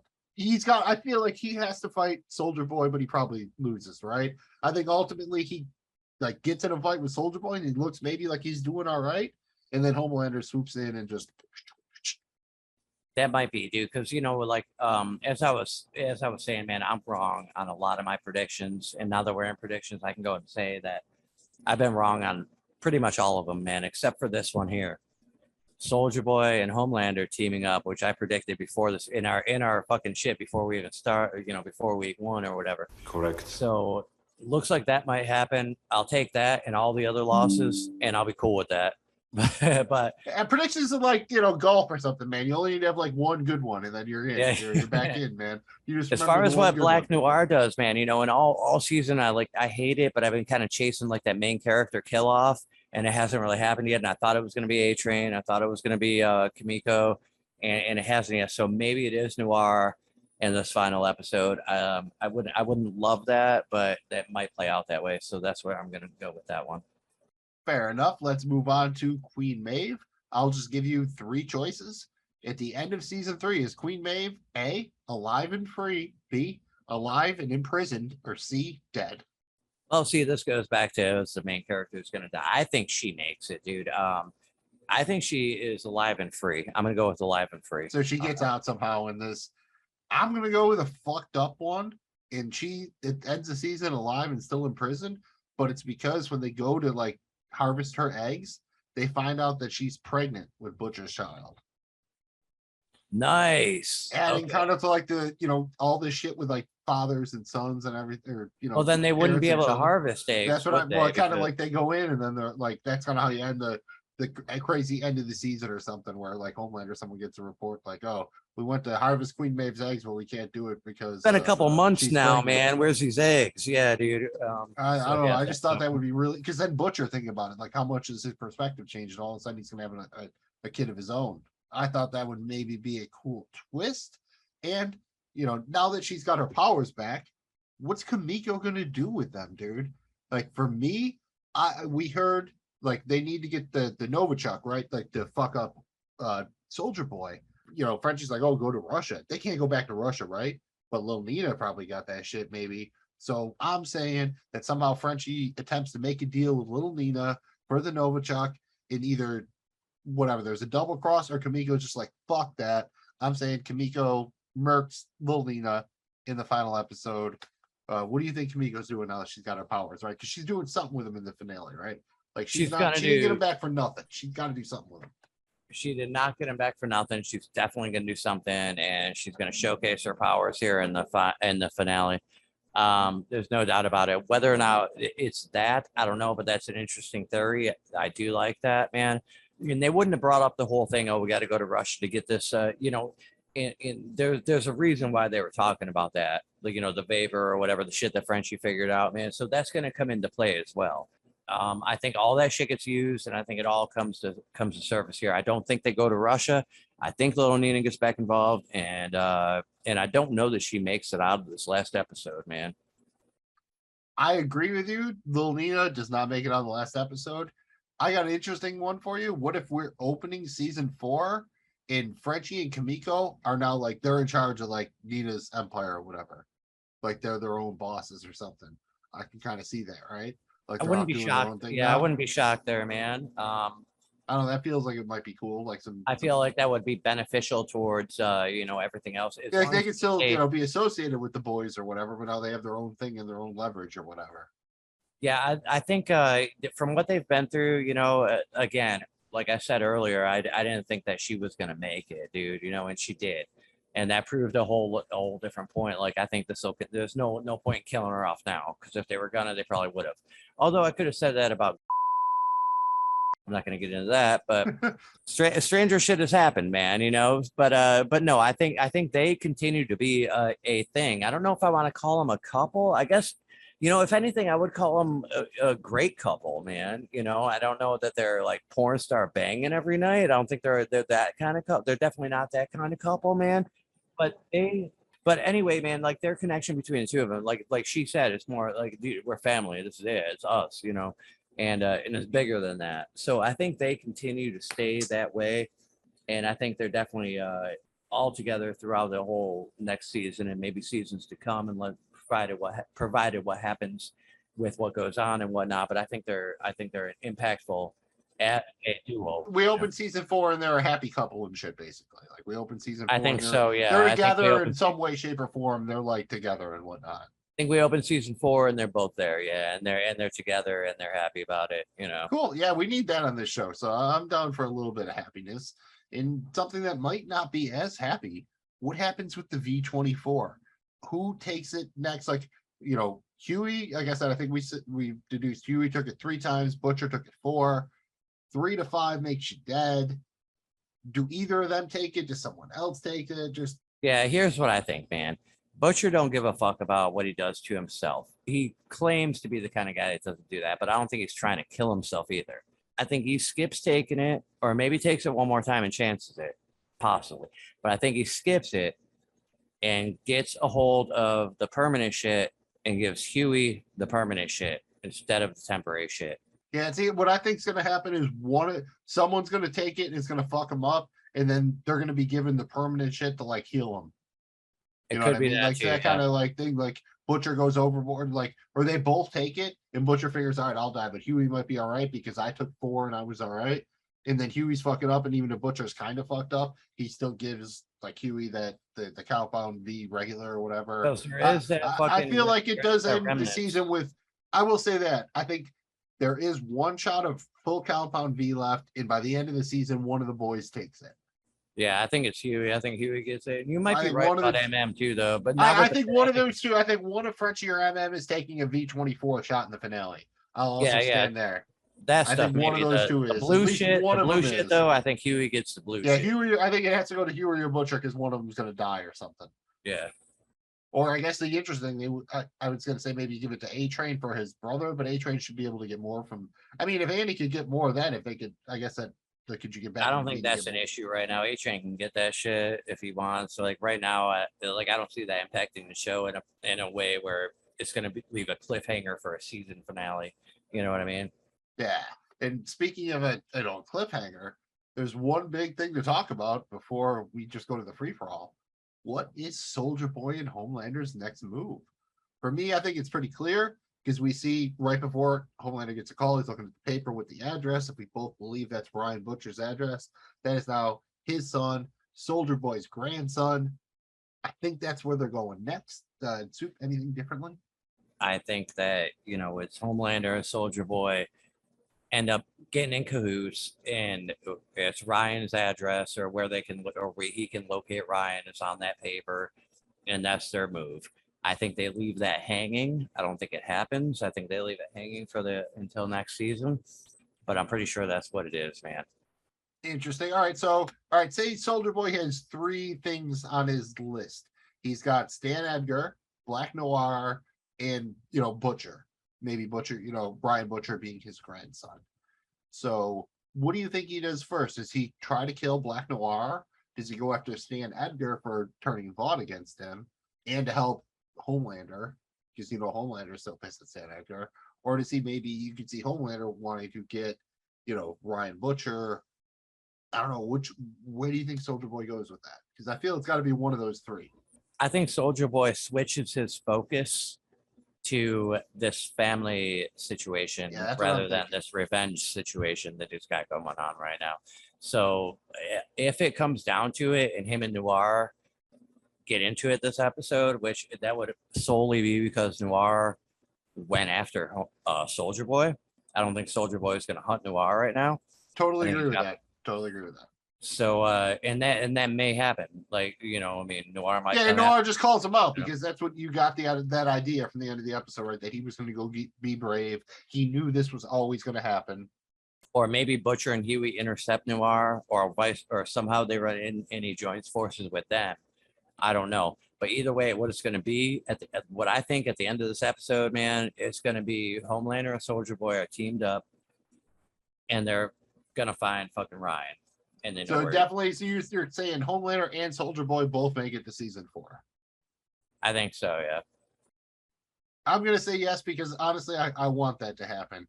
I think we do have to lose somebody, but I think that's so interesting because they're going to be so powerful. And how do you overcome that? Too good of a character. Both of them are too good of characters to just fucking ditch. I mean, maybe not because it's successful in some shows the way they do it and everything. But the way it's going right now, I think this is a good television show. I mean, not only is it over the top and funny and crazy and shit, they legitimately have things to say, whether you like it or not, as far as the current social and political climate.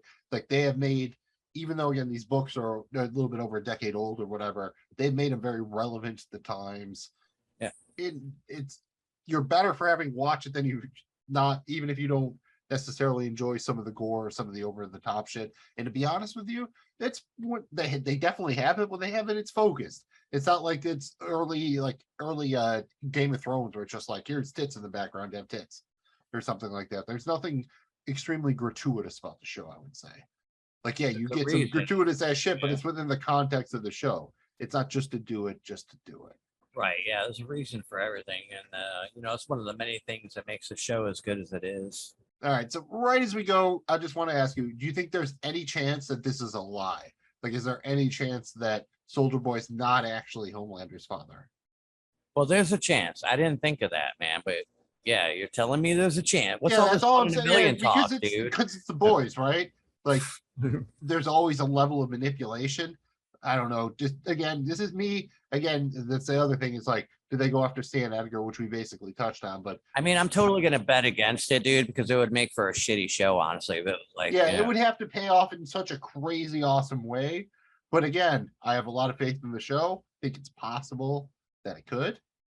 And that brings us to basically our free-for-all predictions. And this is, again, one that I think is fun, but I actually literally believe at the end of the finale or at some point during it, we see the Deep just leave the world and he goes to live with the fucking fish.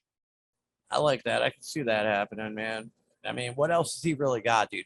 Because here's another prediction as far as the Deep goes. Given the previous scene with him, and everything else, man, he's going off to do this fucking TV spot or interview or whatever the fuck it is.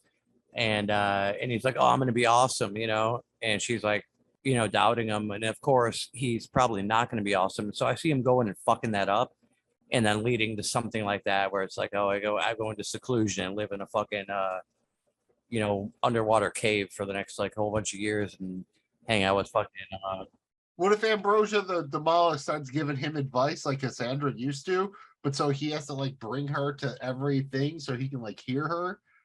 So he's like, oh, all right, I'll do your show, but I got to bring my fucking mollusk with me in this fucking thing and get so I don't know. It would be interesting because that's the Deep, right? He's never had a thought of his own. He's always that dude who's just looking for someone else to latch onto. Right. Yeah. Yeah. I mean, shit, that's a possibility, dude. I mean, he'd have to get a whole rig to be able to fucking transport that shit around, but Dude, people have rigs. I mean, Butcher managed to find a rig like nothing. Like in he parks in the alley, deals drugs out of the trunk of his car all the time. It's amazing. Oh, there's ways, dude. I mean, you want a tow? I can get you a tow. I can get you a tow by 2 o'clock, dude, with polish. Yeah, or like that could even be a tow, like a TOE or a TOW. Like I got a chrome hitch with a polish. Either way, tow, no problem. One thing, this is a random one, but we hear Lamar Bishop brought up a couple times because he's the vice president nominee under Robert Singer. They brought it up a couple of times. What I'm thinking is somehow, like, because Robert Singer was like a Stan Edgar dude, so that, like, if he gets, let's say we move forward a little bit in the season finale, he gets elected, fucking Soldier Boy and Homelander make a deal with Lamar Bishop, the vice president dude, and then they take out the president, like, not so everyone knows, but then they basically control the fucking president. It was so random that they brought up this Lamar Bishop dude a couple of times.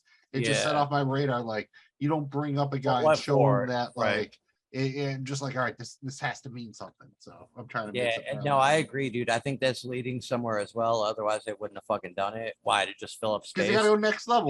They control Vought, but what's above Right. that? Like actually controlling the fucking president or something. Yeah, that would make sense, right? I think if like Homelander and Soldier Boy are going for it, I mean, these are two of the most powerful dudes on the planet. They're going to go. I'm telling you right now, man, those two team up, dude. Where do you think? Where do you think? I mean, we'll save this. For Everyone, the boys need to all like take the regular V then and take their chances or something, because like, and you can make the argument you want this to turn into a full like superhero, fight in the sky kind of thing. But I think they've been pretty good about the way they distribute the powers or whatever. So even if more people got powers, I think it could be interesting the way they use them against each other. Especially like the more people that fly, the worse it'll get. I think is the easiest way to say. Yeah, there can only be so many like Superman dudes. And I like the idea that Homelander wasn't more advanced because Soldier Boy was so good. But like, then you don't understand like why didn't they make more or something? I guess maybe that means there is something to. Ooh, that's it. All right, now there's one. We find out who Homelander's mother is somehow. Or like that there's a donated egg or something, and it's got to be tied into something to someone that we know somehow. I don't know. That feels like there's got to be an egg, right? Right. Yeah. That Soldier Boy should fertilize. So what if it's tied to one of our, characters somehow, or someone's mother, or someone donated egg? I bet you that's touched on. Yeah, and that might end up being a big deal too. Yeah, to like, because we've done so much with fathers. What if then the finale all of a sudden shifts and focus on mothers or something like that? Right. No shit, man. Yeah, what a fucking deep ass episode this week was, man. It's crazy, dude. Like everyone's good, and this one just had a lot of fucking deeper meanings. Any chance that we like it'd be wild to see that Stormfront's still alive in the finale, but now that we know that she obviously had relations with Soldier Boy, she's the one kind of go between. It's probably her or Stan Edgar. I think we have to see at least one of those two in the finale, because they're kind of like the connective tissue, I think, between Soldier Boy and Homelander. I think we're gonna see more of Stan Edgar, man. Yeah, I think that makes more sense. I'm still sticking by that. Stormfront is still alive, but I think that would be too much. We already have so much going on in the finale. Maybe a post-credit scene at the most, but like they did their first post-credit scene last episode. It was just the cartoon characters and Buster bowing. I don't think they're gonna really like start doing the Marvel shit like that. So I don't think they would give a Stormfront. There's just too much going on, I think, to do it in the finale. But still saying she's still out there. You don't see the body. We didn't see a body. You're right. That's a show, right? That's why it's fun, dude. And that's why we thank you for checking out Compound B.